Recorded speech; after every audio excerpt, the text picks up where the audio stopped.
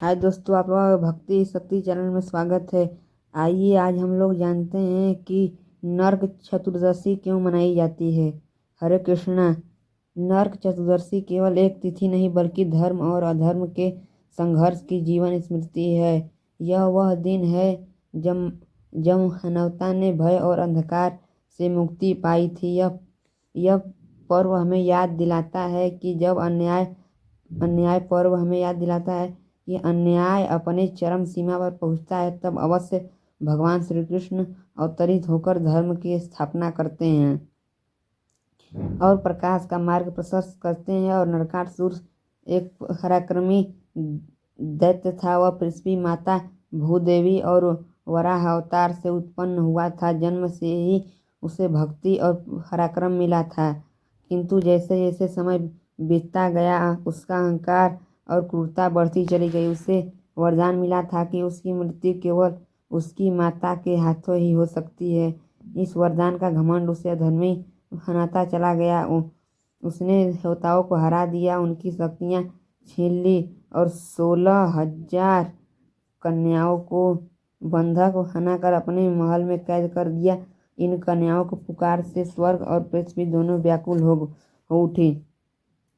जब अत्याचार असहनीय हो गया तब भगवान श्री कृष्ण ने हस्तक्षेप किया और अत्यभामा, जो भूदेवी का ही अंश थी और भगवान श्री कृष्ण की पत्नी भी थी, और वे भी इस युद्ध में उनके साथ थी, क्योंकि उनके वरदान नरकासुर वध केवल उनकी माता से ही हो सकता था।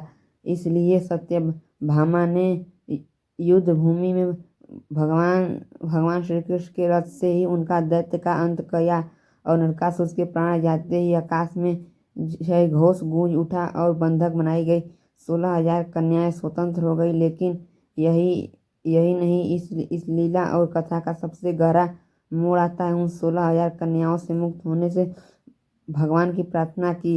और अब हम कहाँ जाए, समाज हमें स्वीकार नहीं करेगा क्योंकि हम नरकासुर के बंदी गृह में रह चुके हैं। यह सुनकर भगवान ने करुणा से सभी को अपनी रानियां बना लिया। उन्होंने केवल उनका उद्धार ही नहीं बल्कि उन्हें सम्मान, प्रतिष्ठा और सुरक्षा भी दी। और यह परम पुरुषोत्तम भगवान श्री कृष्ण करुणा, धर्म और उनके नेतृत्व का चरम रूप है। इस स्मृति में नरक चतुर्दशी मनाई जाती है और समय के साथ दिवाली से एक दिन पहले इस पर्व का उत्सव अंधकार के नाश और प्रकाश के स्वागत का प्रतीक है। और लोग प्रातः काल उठकर स्नान करते हैं, अपने घरों को दीपों से सजाते हैं और अपने प्रियजनों के साथ इस त्यौहार को मनाते हैं। यह शुद्धि केवल शरीर की नहीं बल्कि मन और आत्मा की भी होती है, मानो हम अपने भीतर नरकासुर का अंत कर रहे हैं। और इसी कारण इस दिन का दीप जलाए जाते हैं और पवित्र स्नान किए जाते हैं। यह बहुत शुभ माने जाते हैं। अतः नरक चतुर्दशी में बताती है कि शक्ति का घमंड हमें विनाश की ओर ले जाता है और जबकि धर्म करुणा सदा विजय होती है। यह पर्व यह भी सिखाता है किसी को केवल मुक्त कर देना पर्याप्त नहीं बल्कि उन्हें जीवन में सम्मान और स्थान देना भी उतना ही आवश्यक है। आज के समय में जब समाज अक्सर गलतियों या परिस्थितियों से गुजरे लोगों को स्वीकार नहीं कर पाता और उन्हें स्वीकार करने से हिचकिचाता है, वही भगवान श्री कृष्ण का यह निर्णय हमारे लिए एक गहरा संदेश छोड़ देता है। इसलिए नरक चतुर्दशी केवल एक कथा नहीं बल्कि प्रेरणा है, अपने भीतर के अंधकार को मिटाने के, दूसरों को यही दुख को सुनने की और हर किसी को सम्मान देने की यही एक सच्ची महिमा है और इसका सार्थक प्रकाश है।